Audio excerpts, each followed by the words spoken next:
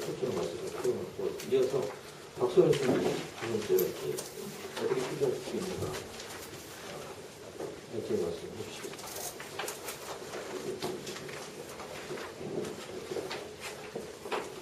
네, 안녕하세요. 박선원입니다.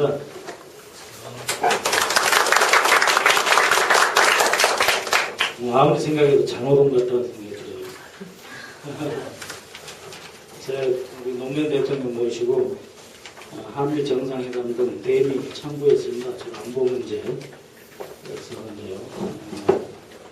사실 이 FTA에 대해서 잘 알지 못하는데 꼭 와서 이야기를 하라고 주변에 강권이 있어서 자유를 탈환해 왔습니다. 그렇지만 이제 온 김에 제가 생각하는 몇 가지 조각을 여러분들께 말씀드리고자 합니다.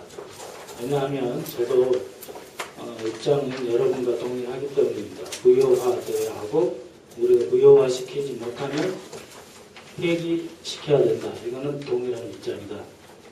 라고 하는 점을 말씀드리고 싶습니다. 방금 이혜영 교수님께서 말씀하셨는데요. 저 사람들이 가장 원하는 건 우리가 바로 폐기 투쟁으로 점프하는 것을 원할 것 같습니다. 그러니까 반드시 우리는 무효화 투쟁을 먼저 해야 된다고 생각을 합니다. 우리가 총선 대선 승리를 목표로 하면서 폐기 투쟁을 하는 것은 좀 저를 이롭게 하는 게 아닌가 생각이 들어요. 저희 지역구에도 보면 제일 FTA 찬성했던 사람이 와가지고 내년 총선 대선 승리해서 폐기합시다 그러더라고요. 지금 아무것도 하지 말라는 이야기인데 그게 이혜영 선생님의 그 본래 뜻은 아니라고 생각을 합니다만 우리가 어느 어떤 그 투쟁의 목표를 설정을 할 때 그 타겟을 현재 상황 그 다음에 만들어낼 수 있는 조건 이런 것을 고려하면서 정확하게 설정을 해야 저들이 아플 뿐만 아니라 실제로 우리 목표를 달성할 수 있지 않을까 그래서 드리는 말씀입니다. 저는 통상 전문가나 법 전문가가 아니기 때문에 안보나 뭐 이런 일반적인 국제정치 측면에서 말씀드리겠습니다. 최근에 그 주한 미 대사관에서 미국으로 보낸 그러한 전문이 위키릭스라고 하는 곳을 통해서 공개되지 않았습니까? 제가 2006년부터 2010년까지 나온 걸 거의 다 프린트를 해서 보았는데요. 2009년 10월 15일 작성된 전문에 재미있는 내용이 하나 있습니다. 그거는 주한미 대사인 캐시 스티븐스가 로버트 게이츠 국방장관이 한미 연례안보협의회의 참석차 오기 직전에 일종의 그 상황을 설명하고 로버트 게이츠 국방장관에게 이렇게 와서 일을 했으면 효과적일 거다 하는 그런 사전 정세 분석 보고서 같은 겁니다. 거기에 따르면은 뭐 작전 통제권도 있고 여러 가지 이야기가 있습니다만 맨 마지막에 FTA에 관한 것도 있습니다. FTA를 하는 목적은 어떤 그 아주 그 실질적이고 상당한 무역상의 이익을 위해서 추진하고 있다. 이게 이제 제일 중요한 거죠. Substantial Trade Benefits를 위해서 그것을 얻기 위해서 하는 거다. 그렇지만 동시에 이 부상하고 있는 중국으로부터 한국을 미국 측에 확실히 묶어놓기 위해서 FTA를 하는 거다. 이렇게 되어 있습니다. 국무부 고위 관료인 주한미 대사가 국방장관에게 충분히 할 수 있는 그런 언급이라고 생각을 합니다. 근데 그 다음에 보면은 워싱턴에서 무역 대표부는 미국 무역 대표부는 관보에 이 페더럴 레지스터라고 하죠. 관보에 한미 FTA 내용을 게재를 해서 약 500개에 달하는 그 문제 제기를 받았다 이렇게 돼 있고 그 500개 가운데서 250여 개는 미국 회사로부터 이런 코멘트를 받았다 이렇게 돼 있습니다. 그러니까 오바마 행정부 들어서 이제 2009년 10월, 15일이면은 딱 10개월 정도밖에 안 되는 기간입니다만 그 기간 동안에 500여 건의 그 일종의 그 민원 내지는 확인을 받아서 일일이 다 답변을 해줬다 이렇게 되어 있고요. 그러면서 그 제기하는 우려사항을 해결하기 위해서 자신들이 그 어떤 권고도 하고 그런 문제를 해소하기 위해 노력하고 있다 이렇게 되어 있습니다. 이 말을 길게 드리는 이유는 무효화에 대한 주장을 하기 위해서입니다. 그러니까 한국 정부, 이명박 정부가 관보에 게재를 해서 우리 한국의 농민이라든지 산업계라든지 이런 쪽에 건의라든지 문제 제기라든지 부당하다는 어떤 그 수정 요구라든지 이런 것을 몇 건을 받은 적이 있느냐 하는 거죠. 그리고 이 현재 합의문을 보면은 한글 영문 모두 진본이다 이렇게 되어 있거든요. 그러니까 한글 영문 모두 진본이다라고 했으면은 무슨 번역을 잘못하고 이런 일이 있을 수가 없죠. 왜냐하면 처음부터 왼쪽에는 한글로 써지고 오른쪽에는 영문으로 써져 있고 미국 버전은 왼쪽에는 영문으로 써져 있고 오른쪽에는 한글로 써져 있어야 되는데 그렇지 않고 한글과 영문 모두 다 어센티시티가 있다, 진본이라고 했지만 나중에 이걸 번역하는 데 시간을 다 쓰지 않았습니까? 그러니까 국민들에게 뭘 합의하고 뭐가 수정되고 뭐가 재협상되었는지 전혀 알리지 않은 거죠. 이해 당사자가 자신들의 의견을 반영시킬 통로가 없는 상태에서 정부가 입법을 비준을 한 겁니다. 그 합의를 했고 그것에 대해서 정부가 비준을 한 겁니다. 그래서 이러한 최소한의 절차를 거치지 않았다. 이해 당사자의 의견을 묻는 행위조차 없었다. 그리고 그것을 물을 수 있는 한글 진본조차 만들지 않은 상태에서 이 한미 FTA 법안을 조약의 형식으로 통과시킨 것은 불법이다라고 하는 거죠. 그래서 이거는 원천적으로 무효다라고 하는 거죠. 우리가 법안을 공표할 때 법률을 작성해서 그 공고하는 기간이 있지 않습니까? 공고하고 의회도 통과하고 이러한 최소한의 법적 절차가 있는데 이런 절차가 전혀 밟아지지 않았다라고 하는 겁니다. 그 다음에는 여러분들 이미 여러 번 나왔습니다만 소위 그 문서의 주의가 전혀 다르다는 점 아닙니까? 그래서 1987년 헌법에서 과연 미국이 다른 나라와 조약을 맺을 때에 이 행법을 하는지 안 하는지 알았겠습니까? 민주화 과정에서 나온 법이니까 일반적으로 그 방금 이행 선생님께서 소개해 주신 대로 비엔나 협약, 그러니까 국제 조약에 관한 비엔나 협약에 나온 대로 어디든지 국가 간의 협약을 맺으면 조약으로서의 지위를 갖는다라고 하는 것을 전제로 해서 조약은 국내법과 동일한 지위를 갖는다 이렇게 해놓은 겁니다. 거꾸로 이야기하면 상대방이 조약에 준하는 형태의 그 지위를 부여한 게 아니라면 우리는 조약으로 해서는 안 된다는 것을 함축하고 있다고 저는 생각합니다. 그것이 바로 그 우리 헌법 6조의 본래의 정신이자 목적이다. 어떤 합의가 이루어진다고 한다면 형식적 동등성과 동일성이 확보돼야 되는데 그렇지 않고 우리는 계약서로 써주고 저쪽에서는 대충 그 메모 한 장 써주면 그걸로 똑같이 우리가 지위를 인정할 수 있으니까 그렇기 때문에 이거 다시 한번 우리가 제기해서 현재의 그 이명박이 사인하는 것은 무효다라고 해야 할 것 같습니다. 네 번째로는 그 방금 저희 그 24.2조 말씀을 하셨는데요. 저도 전적으로 동의합니다. 그러니까 그 60일 이내에 자동 발효되는 게 것만 있는 게 아니라 24.3조네요. 거기 보면은 또는 양측이 동의할 수 있는 별도의 날짜라고 되어 있거든요. 그러니까 지금 이렇게 국내가 시끄러울 때는 이명박이 아무리 사인을 했다 하더라도 발효하는 날짜를 다시 협상하라고 우리가 요구를 할 수 있는 겁니다. 이건 무슨 이야기냐면 무효화나 폐기도 시키지 말자라는 계량주의적인 노선이 아니고 이것을 법률적으로 이런 틈이 있으니까 발효시키지 말아라. 발효시키지 말고 전 국민이 현재 FTA, 한미 FTA의 문제점을 알고 자신들이 받을 수 있는 부당한 어떤 그 피해에 대한 충분한 구제책이 마련되고 그런 다음에 국민들이 스스로 다시 한번 평가 판단할 수 있어야 하고 그렇다고 한다면 적어도 그 다음 총선에서 이후에 구성된 원에서 국회에서 재논의하는 것이 바람직하다. 그 전까지는 이런 네 가지 점을 들어서 그 현재의 이명박이 사인한 것을 발효되지 않도록 우리가 헌법 소원이라든지 무슨 어떤 그 가처분 신청이라든지 해서 대대적으로 법적 투쟁을 해야 된다고 저는 생각을 합니다.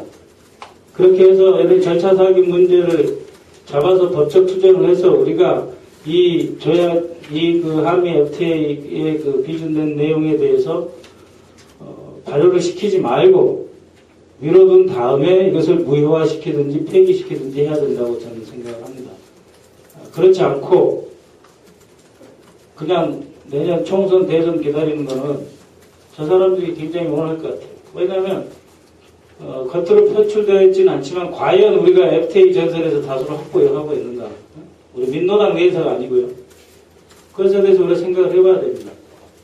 국민들이 많이 나와서 우리 투쟁에 동참하고 있습니다. 그렇지만 다수가 반대를 하고 또 그 다수가 FTA 폐기나 무효화를 우리가 총선 공약으로 냈을 때 지지해 줄 건가? 이건 모르는 거예요. 그렇지 않습니까? 그렇기 때문에 우리는 한미 FTA 무효화점 폐기 투쟁을 하되 지금 할 수 있는 것을 철저히 해서 실제로 무력화, 무효화시키고 난 다음에 폐기를 시키는 그러한 일련의 투쟁을 벌려야 그것이 그 확실한 프로그램이 아니겠느냐.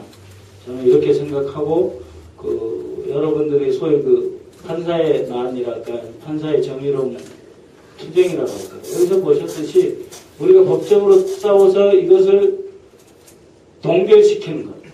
발효되지 않고 동결시키는 것. 그래서 그 한미 양측이 합의하는 또 다른 어느 날을 정해서 그때 발효할 수 있도록 하고 그것이 뭐 240일이 될지 얼마나 될지 모르지만 자동으로 60일은 안 된다 이거죠. 그렇게 해놔서 우리가 시간을 벌고 그동안 이 정부가 잘못한 것 미국은 500건이나 지금 받았다는 거 아닙니까? 그것도 2010년 9월달까지 1년 전이죠. 그런 상태이기 때문에 시간을 벌어서 이 문제를 좀 더 확실하게 통로한 다음에 무효화 폐기 투쟁을 하는 것이 맞지 않겠나. 저는 이것이 바로 수순이라고 생각합니다.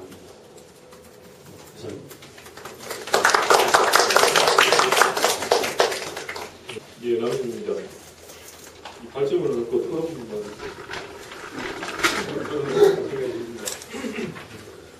저는 지금 단계에서 발효 후 종료시키는 논의는 지금 시점은 적절치 않다고 봅니다. 왜냐하면 특히 이게 이제 원내 역할과 기능을 갖고 있는 정당에서 하는 토론인데 한미협 때문에 발효도가 안 돼서 문제고 발효되기 전에 할 수 있는 것들이 많이 있다고 저는 봅니다.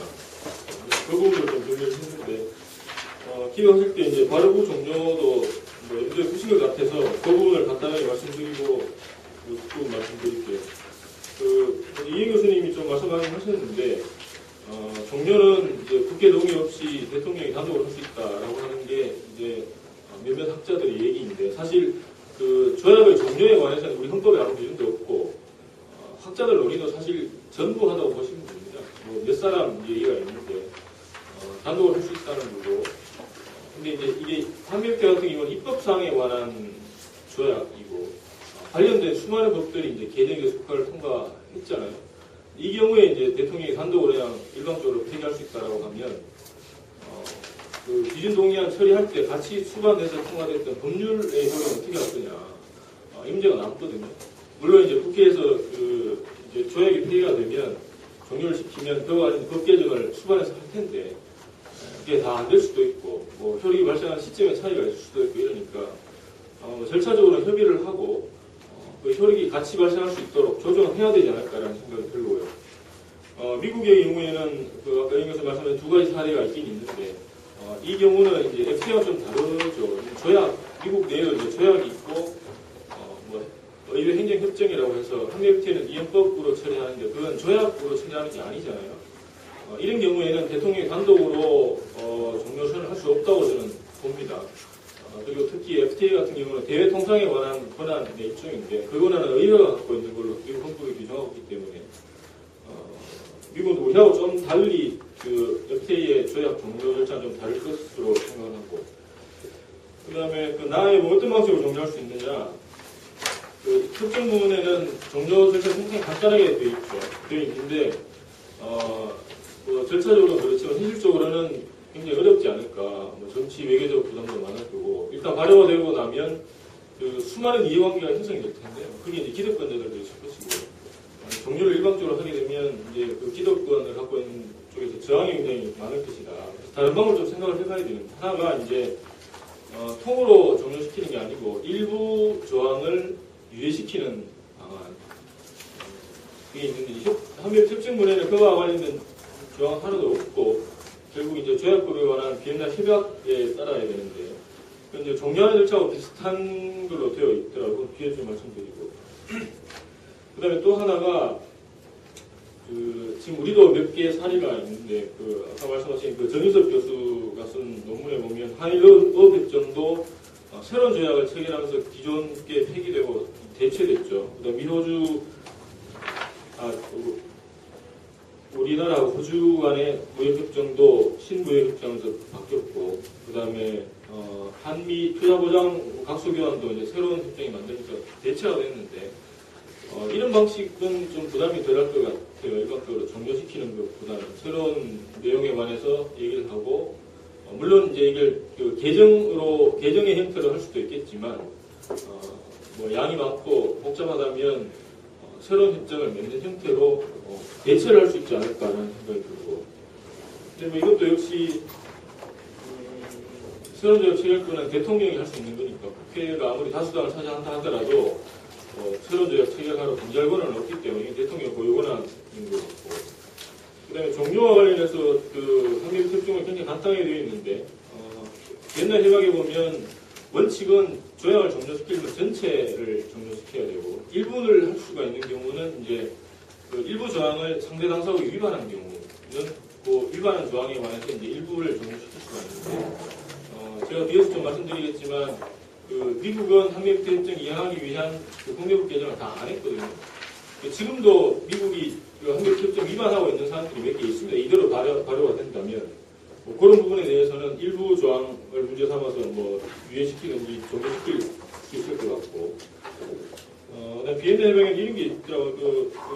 협정 체결할 당시의 사정에 대해서 근본적으로 변경이 있으면 그 조약을 있다 하더라도 폐기할 수 없는데 다만 그 조약 체결의 본질적인 기초가 그 사정이었다고 한다든지 아니면 사정 변경으로 인해서 조약상의 의무 이행이 급격하게 변경된 경우 이런 예외적인 경우에는 사정 변경을 들어서 조약을 폐기하는 것도 가능하다고 되어 있고 그다음에 종료 효과에 관해서는 FTA 협정문에 아무 내용도 없죠. 뭐 손해배상 책임을 진다든지 이런 말도 없고 뭐 일방적으로 통보했는데 상대방 이의를 제기할 수 있다는 이런 것도 없고 다만 하나가 있는 게 그 종료하는 날에 관해서 협의하는 그 규정만 있는데요. 근데 이제 비엔나 협약에는 그 종료를 하면 그 효력은 장래에 관해서만 생기고 과거의 건 소급해서 효력은 발생하지 않고 그래서 이미 그 한쪽 당사국이 조약 의무 이행으로 인해서 발생했던 권력의 법적 상태에 영향을 주지 않는 걸로 그렇게 되어 있습니다. 그 다음에 발효 전에 이제 어떻게 시킬 거냐. 첫 번째 생각할 수 있는 게 이제 비준 동의안이 11월 20일 날 통과됐는데 이거 처리할 수 있느냐가 문제인데요. 이건 저도 좀 연구가 좀 부족해서 확답을 드릴 수가 없고 통계 노력도 별로 없는 것 같은데 비준 동의서를 그러니까 지금 그 통계조사 완료했다고 해서 서면 교환 통보하고 발효되기 전에는 전이면 비준 동의를 처리할 수 있지 않을까라는 생각이고 이게 발효가 되고 나면 비준 동의를 처리하더라도 조약이 발생한 그 효력을 부여할 수가 없기 때문에 그때는 뭐 처리해봐야 아무 효력이 없는 거에서 인정하지 않는 게 맞을 거라고 답변이 생각이 듭니다. 그럼 뭐 최대한 발효되는 시점을 뒤로 늦추는 것이 제가 볼 때는 전략적으로 지금 해야 되는 게 아닌가 싶은데요.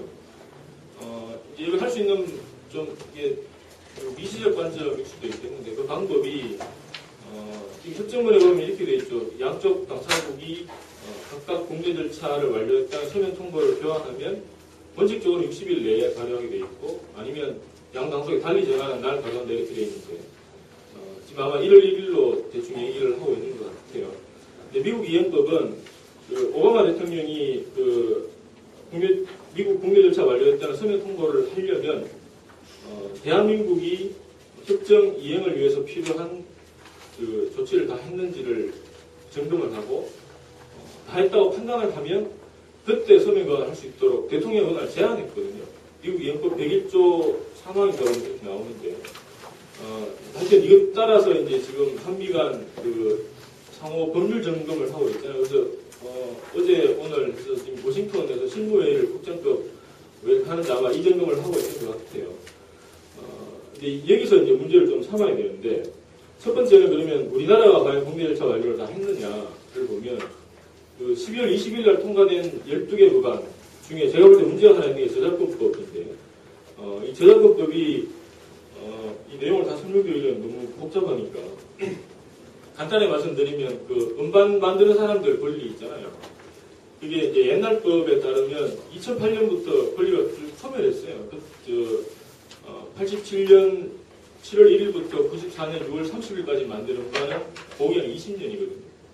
그 후에는 50년으로 늘어났고 한미협회 이제 실시간으로 늘리는데 그때 87년에 20년이었으니까 이게 이제 20년이고 그 다음 해부터 권리가 발생하니까 88년부터 권리가 생겼거든요. 20년이 지났으면 그게 2008년이잖아요. 2008년부터 쭉 소멸했단 말이에요. 근데 이번 그 20일날 통과된 그 부칙 4조에 보면 이걸 다시 되살려요. 다시 4년 5년 지난 권리를 다시 살리거든요. 그래서 이게 결국은 살아나면 한미협회 발효되는 시점까지 살아있을 테니까 이게 50년으로 늘어나니까 그럼 이제 다시 70년으로 늘어나거든요. 옛날에 비해서 50년이 이제 확 불어나는 건데 거의 3배 가까이. 이건 대표적인 그 소급 입법이어서 위헌 소지가 굉장히 많습니다. 이게 굉장히 무리해서 지금 이 내용을 넣는데 정부가. 그리고 한미협회 협정문에는 협정 발효 당시에 이미 공공령에 있던 것들은 적용 안 하는 걸로 되어 있거든요. 그 협정에서 요구하는 사항도 아닌데 이게 아마 무슨 그 미국과의 말 못하는 통상 문제 이런 게 있는 것 같아요. 지금 그 내용은 좀 내막은 좀 파악을 하는 중인데, 하여튼 이건 위헌 소지가 있기 때문에 이 부분에 관해서 예컨대 뭐 위헌 법률 심판 청구를 해가지고 이걸 무력화시킨다든지 이런 미국 입장에서는 그 이행법 중에 하나로 저정부에 통과됐다가 헌재가가지고 깨지고 이러면 국내 절차 완료됐다 보기가 힘든 상황이 될 수 있잖아요. 그러면 다른 내용도 많이 있어서 이 부분에 관한 저작권법 개정안을 뭐 민주당에서 발의를 한다든지 이렇게 할 수 있을 것 같고, 그다음 또 하나 약사법 개정안에 보면 뭐 FTA 할 때 얘기를 많이 한 것 중에 하나는 이제 허가특허 연계에 관한 건데, 허가특허 연계가 두 가지 있잖아요. 복제약 그 신청을 하면 특허권자를 통보하는 게 있고, 그 특허권자한테 누가 복제약 내가 이 특허 갖고 있는 걸 특허 신청했다, 통보가 신청했다는 사실을 통보를 하고, 그다음 특허권자가 동의하거나 묵인하지 않으면 그 복제약 통보를 안 해주는 그 금지해주는 그 두 단계로 허가특허 연계가 이루어지는데, 약사법 개정안은 첫 번째 단계만 들어가 있고 두 번째 허가 금지 단계는 안 들어가 있어요. 그게 안 들어간 이유가 그 작년 말에 이제 미국하고 재협상하면서 그 두 번째 단계는 3년 적용 유예를 받아왔거든요. 그래서 지금 개정안에 안 넣는데, 이게 사실 의견에 따지면 국회 조약심사권 침해입니다. 이 법 개정안을 정부가 이렇게 해서 제출하는 건 왜냐하면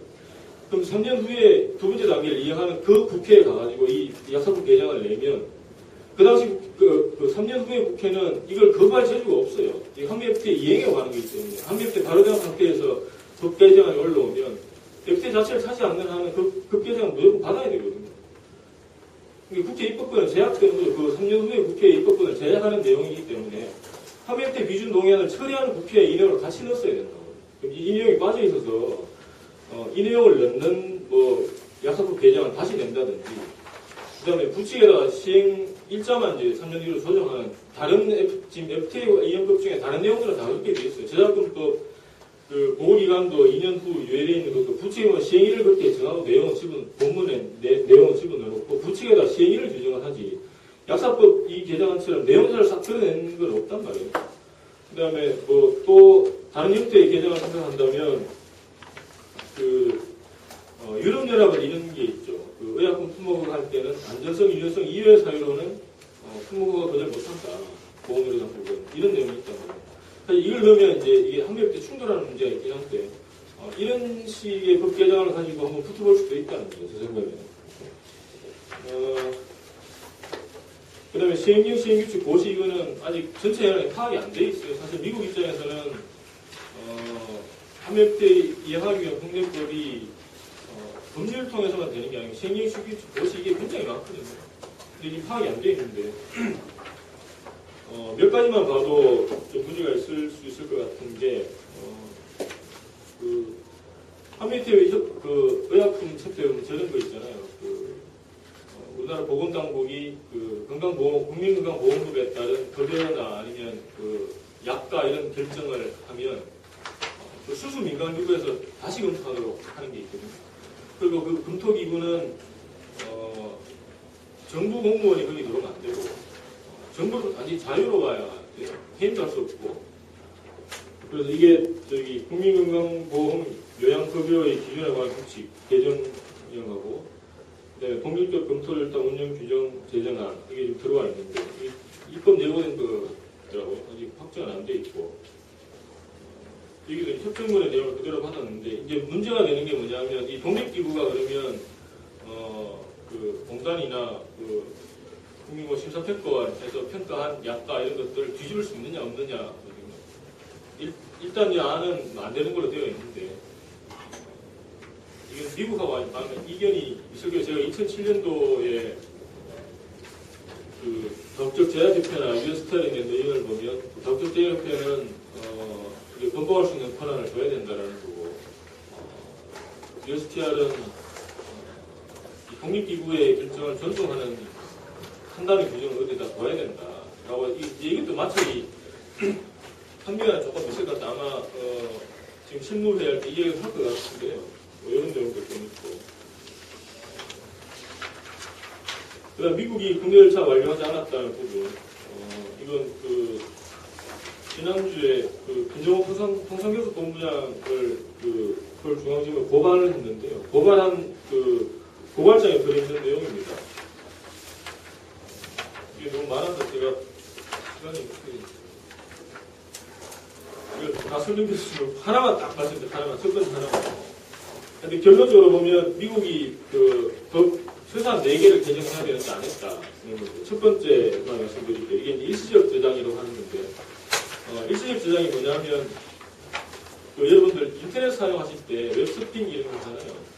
그러면 내가 저번에 민주노당 홈페이지에 들어갔다라고 하면, 민주노동당이 관리하는 서버 컴퓨터에 홈페이지의 내용이 저장이 되어 있고, 그 다음에 그 내용들이 이제 패킷 단위로 쪼개져서 나한테 이렇게 넘어오잖아요. 그러면 내 컴퓨터에 있는 비디오 램에 보면 램 카드 있잖아요. 거기 비디오 램에 잠깐 저장이 돼야 그게 화면에 내 모니터에 떠요. 이게 일시적 저장, 비디오 램에 잠깐 저장되는 이게 일시적 저장이거든요. 근데 이거를 이제 저작권자의 권리로 보는 거죠, 원칙적으로. 그럼 이게 사실 굉장히 무서운 건데, 인터넷 이용할 때마다 일시적 저장 무조건 일어나거든요. 데이터 한번 갈 때 최소한 7번은 일어난대요. 이게 데이터 넘어가는 과정에 따라서. 이걸 다 통제할 수 있다고 하는 제작권자가 인터넷 이용 전체를 사실 통제할 수 있는 거거든요. 협정문에는 일시적 저장, 관로에서 전자적 형태의 저장을 포함한다 이렇게 해서 이걸 인정하도록 되어 있고 그래서 20일 날 통과된 저작권법 개정안도 협정문과 비슷한 내용으로 되어 있어요. 근데 정작 미국 법을 보시면 자료집 17페이지 세 번째 사과인데요. 미국 저작권법에 이렇게 되어 있습니다. 복제물하고 이제 고정이라는 개념을 사용하는데 고정이라고 하는 것은 이제 복제라고 하는 게 예컨대 책을 예를 들면 책 이런 종이에다가 이런 글자를 두르륵 익히잖아요. 이런 걸 고정이라고 하거든요. 음반 같은 경우는 CD에다가 마그네틱 코드 이렇게 이런 배열을 이렇게 해가지고 데이터를 넣잖아요. 그것도 일종의 고정 픽세이션이라고 보는 거고. 예. 근데 이제 고정을 어떻게 정의하느냐를 갖고 이제 저작권자의 권리를 정하는데, 그 셋째 줄에 보시면, 넷째 줄에 고정이란 저작물의 복제물에 관한 구현이 충분히 영구적이거나 안정적이어서 잠시 지속되는 것 이상의 기간 동안 뭐 지각 복제 전을 쓴 경우 이렇게 되어 있거든요. 그러면 이 규정만 놓고 보면 그 잠시 지속되는 것 이상의 기간 이런 얘기는 원칙적으로 일체적장 인정 안 한다는 얘기거든요. 근데 그동안 이제 미국 일체적장 인정한다고 얘기했던 게 이제 판례 때문에 그래요. 판례 때문에 1993년에 있었던 그 미국 판례를 하나 보시면 이제 컴퓨터 수리하는 사람이 그 수리를 하려면 이제 그 이 컴퓨터 작동을 하지 않으니까 그 OS 오퍼레이트 그 운영 체제를 이제 로딩을 시켜가지고 얘를 봐야 되잖아요. 근데 그거 할 때 로딩할 때 잠깐 저장되는 거 그게 한 수분 몇 분 정도 됐다고 하는데 그걸 이제 저작권 침해라고 인정한 판결이 하나 있거든요. 93년도에 그 후에 이제 미국 판결들이 이제 일체적장 인정하는 것처럼 이걸 지지해서 쭉 해왔죠. 그러니까 이제 그 미국에 있는 여러 미국 정부 행정부도 그래요. 학자들이 미국은 일체적장 인정한다. 그다음에 우리나라의 관료나 학자들도 대부분 이제 그렇게 해석을 해왔어요. 미국 일체적장 인정하는 걸로. 근데 이제 그 일부 소수 학자들은 그렇지 않다라고 계속 해왔죠. 저도 이제 그 중에 하나였는데 법문에 분명히 이렇게 되어 있으니 일체적장 인정한다 보기 어렵다는 거는 하여튼 그렇게 해왔는데 2008년도에 그러니까 이 FTA 협정도 설명되고 난 그 다음에 미국 연방고등법원에서 판결을 좀 뒤집었어요. 그때는 그 비디오를 스트리밍 형식으로 이렇게 제공하는 서비스인데 음악으로 스트리밍 됐듯이 그 경우에 서비스 제공하는 사람이 버퍼 메모리에 이제 그 스트리밍되는 비디오를 저장을 하는데 버퍼를 두 개를 두고 여기 저장했다 넘어가고 이렇게 해서 이제 이용자한테 보내주는 과정에서 이 버퍼 메모리에 1.2초 이상 저장이 안 되도록 해놨거든요. 아무리 길어야 이제 1.2초 저장되는 거고 이 경우에 이게 조금 전에 보신 이 고정 개념에 들어가느냐를 놓고 그 2008년도 미국 연방고등법원은 여기에 해당하지 않는다. 이건 잠깐 지속되는 거니까 법문에는 이상이라고 했고 그래서 사실 판례를 변경을 했거든요. 그럼 이제 그동안 판례 가지고 미국 일체적장 인정했다고 얘기했는데 그럼 판례가 변경됐으니까 미국은 일체적 인정하지 않는 셈이고 이게 이제 판례가 나중에 다시 변경될 수도 있겠죠. 근데 이런 문제를 해결하려면 원칙적으로 보면 미국 그걸 고쳐야 돼요. 미국 저작권도 100일조 고쳐야 됩니다.